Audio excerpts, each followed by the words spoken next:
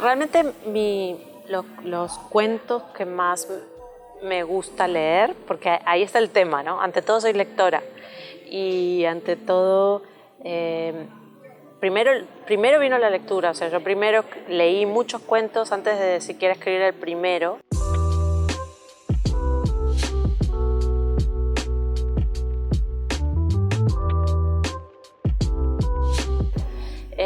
Y entonces pienso que todos los escritores tratamos de escribir esos cuentos que nos gustaría leer o que es lo que más disfrutamos leer. Entonces yo vengo mucho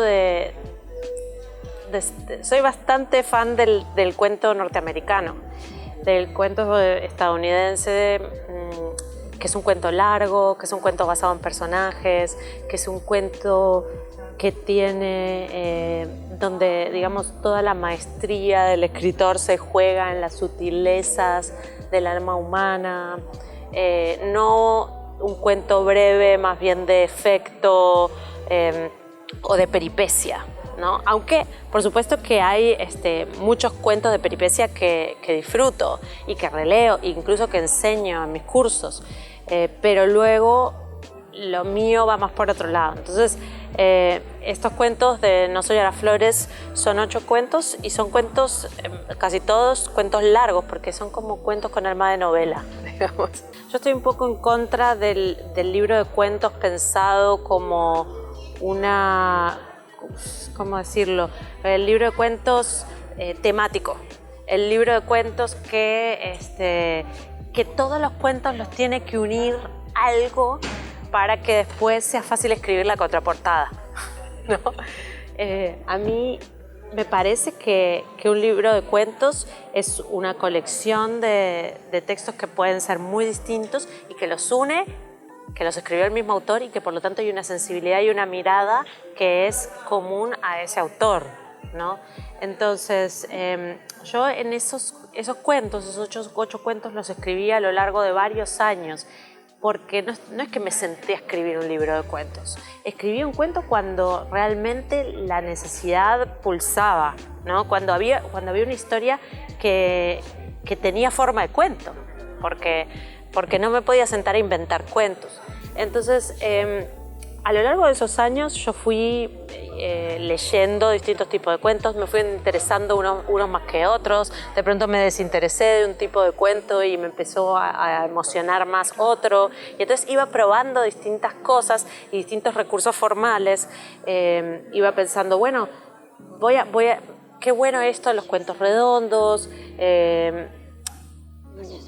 quiero escribir que me parece que va con esta idea, con esta historia que se me apareció, pero luego me empezaron a interesar más las estructuras experimentales, estructuras abiertas, otros juegos formales, como puede ser en anatomía de un cuento o en el cuento documental, yo le llamo cuento documental de Insúa, ¿no?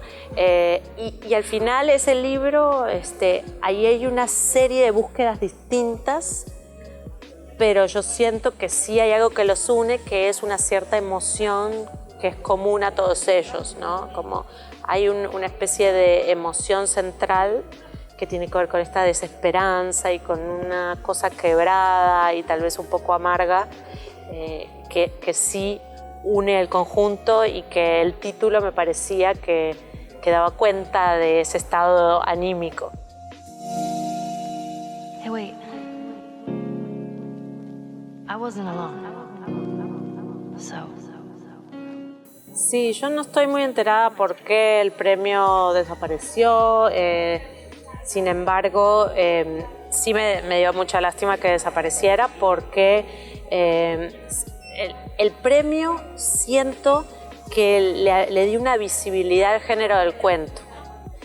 El género del cuento es un género muy latinoamericano, y nosotros, yo digo nosotros porque yo soy uruguaya pero vivo en Colombia y he vivido en tantos lados que me cuesta, que me identifico con el ser latinoamericano, que a mucha gente le cuesta, y hay mucha gente que dice no, eso del ser latinoamericano no, pero digo, yo sí me identifico, y creo que nosotros tenemos una tradición de cuento impresionante en cada una de las naciones, excelente, pero le faltaba un cierto reconocimiento que viniera de España, ¿no? Donde hay una mayor resistencia a leer cuentos en el público general, y yo sentía que el premio le había dado una cierta legitimidad al género y que de pronto también había más escritores escribiendo cuentos, porque sí, porque el premio le dio visibilidad, incluso si es solo eso, incluso si solo es visibilidad, que gente diga, uy, el premio de cuento Gabriel García Márquez, voy a comprar el libro. Lectores que tal vez no leían cuentos, que no leen cuentos, porque ¿no? Lo normal es que el público general lee novela. Entonces, en ese sentido me da lástima, porque yo pienso que los premios es para eso que sirven, para dar visibilidad. Hacer conocer la obra de un autor, hacer conocer un libro que de pronto es un libro, ya por ser género cuento, ya iba a tener menos visibilidad en general, pero fue un premio que fue muy valioso porque vos te das cuenta que no premiaba nombres, premiaba realmente lo que el jurado consideraba que era el mejor cuento. Podíamos estar de acuerdo o no con cuál era ¿no? O sea, podemos decir, tal vez no, yo hubiese querido que ganara tal otro, pero el tema es que de pronto premiaban a un autor o autora completamente hasta el momento desconocido, y eso me parece que es muy valioso. Entonces sí, una lástima que haya desaparecido, ojalá que no sea, que sea temporal. Y de hecho, bueno, yo a Luis Noriega también lo conocí gracias al premio, Alejandro Morellón también. Por eso digo, me pareció muy valioso, era un premio que se notaba que realmente estaba premiando la calidad. Sí, se piensa que, y no solo el ganador, también los finalistas también sonaban. Sí, me parece que era un programa que a mí me daba realmente mucho orgullo que ese programa estuviera en Colombia, digamos, ¿no? Porque además traía a los autores luego hacían actividades en bibliotecas o en distintos espacios del país, y eso también enriquece muchísimo el panorama cuando hay escritores que están visitando, hay diálogos, pero bueno.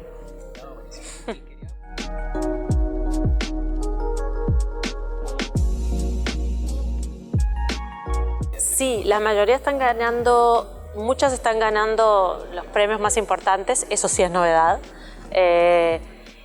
pero yo pienso que están ganando los premios porque gracias a la visibilidad que han tenido, digamos. No creo que estén ganando los premios porque ahora son mejores que antes, sino que porque ahora hay visibilidad y que antes no iban a ganarlos. por buenas que fueran, antes no iban a ganarlos. Entonces, eso es lo que a mí, yo he pensado mucho y no soy la dueña de la verdad, porque también incluso a lo largo de estos últimos 7 años más o menos, donde lentamente se fue observando este fenómeno, yo misma he ido teniendo que observar, pensar y a veces cambiar de opinión, ¿no? Pero lo que me ha dejado como enseñanza, todo lo que he observado en estos últimos años, es que es un sistema y el mundo editorial es muy complejo. La calidad, por supuesto, no es lo único, o sea, hay muchos otros engranajes que tienen que ver con la visibilidad, pero cuando hablamos de visibilidad, ¿de qué hablamos?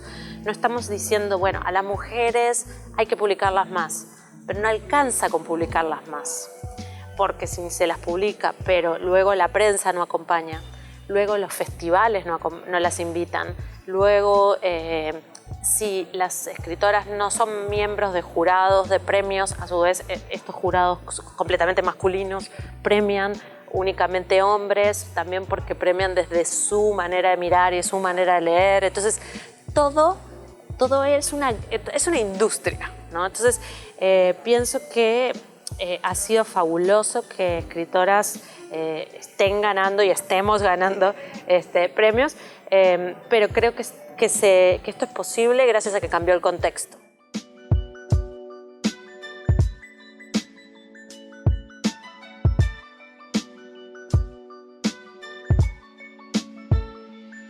Escribir sobre Buenos Aires era un desafío muy grande porque es una ciudad muy literaria. Es como querer escribir sobre París, ¿no? Entonces, ¿cómo hacer para escribir algo? Yo no te digo original porque no me parece que la originalidad sea un valor, pero ¿cómo escribir algo realmente personal? Que no esté lleno de clichés, ¿no? Entonces, en ese sentido sí era un desafío, yo sabía que me enfrentaba a ese desafío, pero lo que hice fue decir, bueno, me voy a ceñir a la ciudad tal cual yo la conocí y no voy a intentar que sea literaria, no voy a intentar poner dentro de la novela esos lugares que aparecen en la novela de Sábato.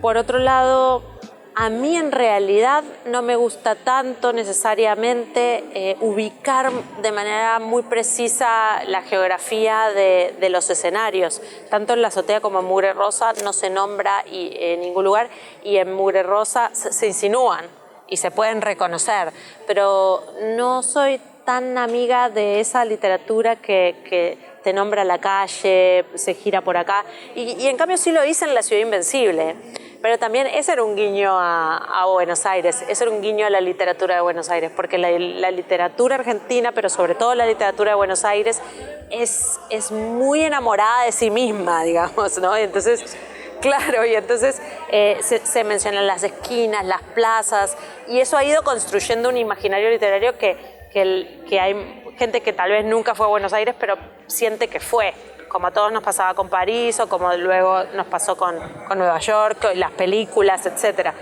Tal vez por ser uruguaya, que soy de una periferia, es que no me interesa tanto, que a nadie le importa si yo agarro por Rodó o por Maldonado, o por, ¿no? Digo estos nombres y van a sonar muy raro. Pero la verdad es que sí hay una literatura en Uruguay que tiende a no ubicar tanto los lugares de la ciudad, porque también nosotros bebemos de la tradición de Onetti, y Onetti construye esta ciudad imaginaria que es Santa María. Entonces yo sí pienso que las tradiciones afectan mucho, influyen mucho en lo que se escribe.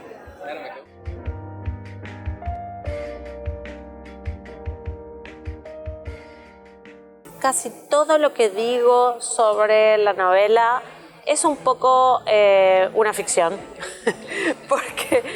porque claro, hay muchos temas y muchas cosas que yo reflexioné a posteriori y que durante la escritura de la novela yo misma estaba entendiendo lo que estaba pasando, yo misma estaba metida en ese mundo, ¿no? Entonces yo siempre tengo la sensación de que todo lo que yo analizo sobre los libros que yo escribí a partir de las preguntas que me hacen es un artificio.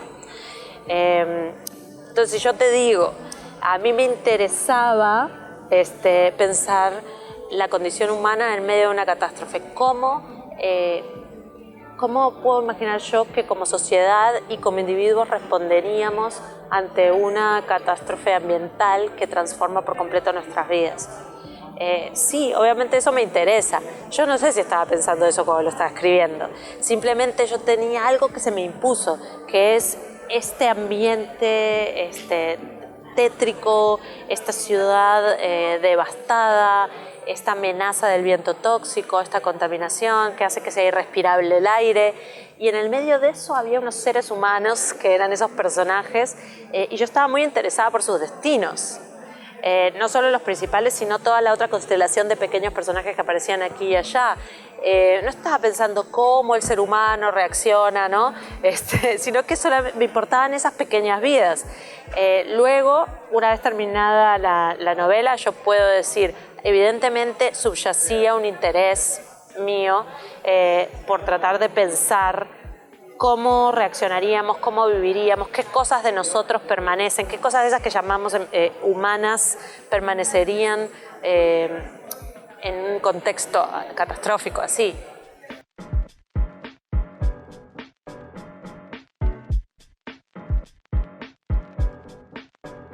Estoy leyendo en este momento, yo a veces recomiendo cosas en Instagram, entonces no me quiero repetir, pero estoy leyendo en este momento Jóvenes Narradores Colombianos, porque muchas de mis lecturas se guían por los cursos que yo estoy dando y organizo en la Universidad de los Andes donde doy clase. Entonces, obviamente los cursos me los invento yo a partir de mis propios intereses. Y yo dije, me parece que hay una escena muy interesante que se está formando, quiero leerla más a fondo. ¿Cómo hago para leerla más a fondo? Bueno, organizo todo un curso y así mis estudiantes y yo leemos juntos, ¿no? Entonces he estado leyendo para el curso que acaba de empezar.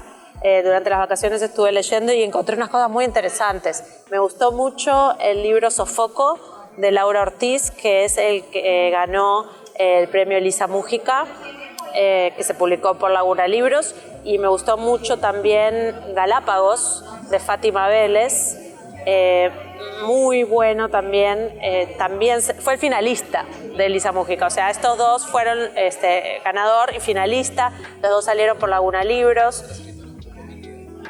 Me gustó muchísimo el manejo del lenguaje de Fátima Vélez. Luego también leí, por ejemplo, el libro de Granta, que se acaba de publicar, que tiene al representante colombiano que tiene, que es José Ardila. Muy bueno el cuento que incluyó en la antología. Entonces, para mí la invitación es a buscar estos libros de estas nuevas voces que me parece que vienen a renovar el panorama, pero que hay que salir a buscarlas a las editoriales independientes. Porque no necesariamente, aunque también los grandes grupos intentan, digamos, y algunos sí se publican en grandes grupos, la mayoría están en Animal Extinto, en Laguna Libros, en Angosta, en Impar, y la invitación es a salir a buscar esos catálogos.